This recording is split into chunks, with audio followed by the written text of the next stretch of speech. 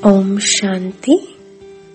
Pita Shree PrajaPita Brahma Baba's Life History, Part 28.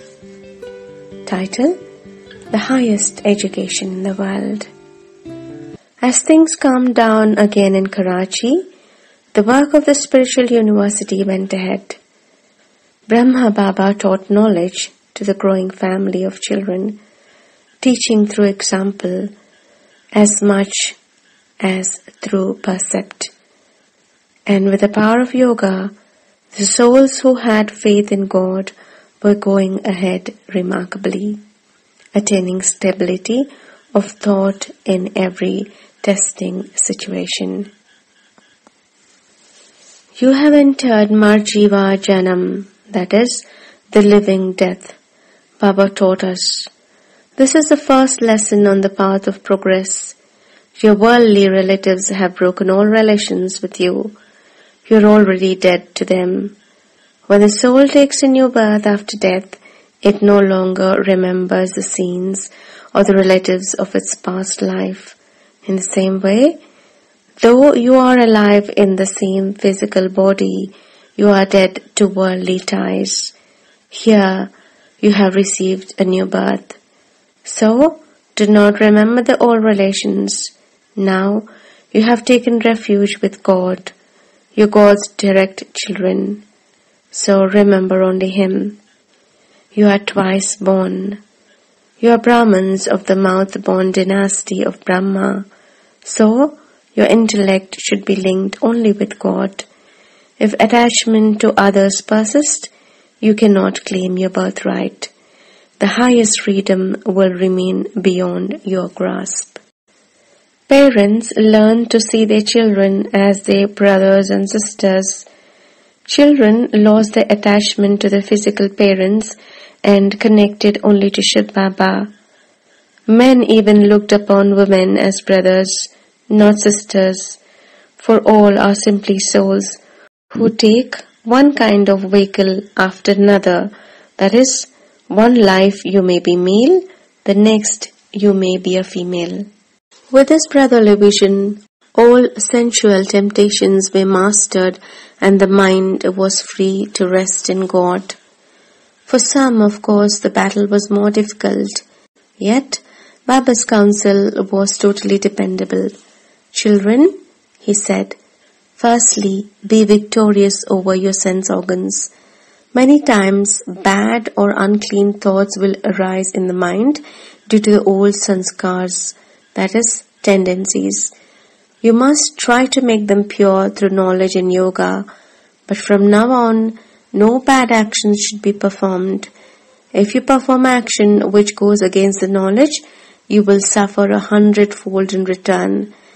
Before, you were ignorant, but now you know your true self and your true duty. You have the true aim and effort, so both the rewards and the risks are greater. Do not look at anyone with attachment. Do not utter false words. Do not listen to wrong things. Work with detachment and establish yourself in the remembrance of God. Take only pure food and always have a smiling face and a pleased mind. Brahma Baba taught them inner dignity in every aspect of their lives. This is what separated their practice from ordinary religions.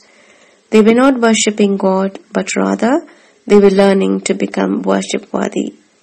Religion, Baba reminded, is might. Someday your internal power, the power of silence, will overcome external power, the power of silence. And we would rule the world in unlimited peace, happiness and prosperity. That time is now so close, one can feel it easily.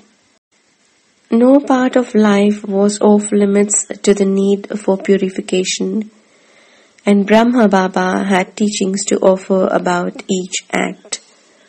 With sleep, for example, Brahma Baba taught them that the method of making the dreams pure and the sleep restful was by sitting in meditation and remembering God before going to bed. Many times, Baba would visit the bungalow at 2 a.m. when the children of the yajna were sleeping, and he would point out to some of those who went with him the faces of the sleepers. Look, from their faces we can say these have slept after remembering God. Their sleep is pure, but see the faces of these others, unconscious state of tamo nidra, impure sleep. By teaching the children how to control their sense organs and how to transcend attachment to objects and bad habit patterns, Brahma Baba enabled them to achieve rapid purification of the mind. If your decisions are not pure, Baba taught, bad actions will take place through the organs of action. So, make the mind completely pure. The more you remain in the remembrance of God and are intoxicated in that state of loving remembrance, the more the mind will become purified. If before the coming of world destruction you have not made your mind completely pure, then you will not come into the golden age world and you will be born into the silver age instead. Brahma Baba was a constant source of inspiration and wisdom to those who lived in the yajna. He taught the subtlest secrets of how to invoke in the self divine attributes such as introspection, lightheartedness, balance, tolerance, humility, patience, perseverance, and willpower. And they were accumulating more reserves of that precious power each day with every moment of meditation. Baba and Om Radhe were also called by the names PrajaPita and Mata. Mother and father of the yajna made completely arrangements of the food and lodging of the Brahmins who lived there. Every need was fulfilled. Those who lived in the yajna had won the most golden opportunity in all of history. In the past, a few souls had the chance to spend time at the side of Christ, and there were some who wandered India alongside the Buddha. Others had the chance to know other notable pure souls of the great world drama, from Abraham to the many gurus of the contemporary period. But here, in Om Mandali, these most fortunate souls were about to grow up with God Himself as their Father. Shiv Baba played not one but 3 roles with them, as he still does today. He is the Father, Teacher, and Sadguru, that is the true Guru, the giver of complete spiritual knowledge. Shiv Baba and Brahma Baba were the 2 fathers, and both provided such love and guidance as only those who were there can comprehend. Brahma Baba often took the children to the ocean beach. They had great parties there. He always thought of new games for them to play. And if someone got hurt, Baba made sure complete medical attention was given. Baba performed the part of mother as well as a father.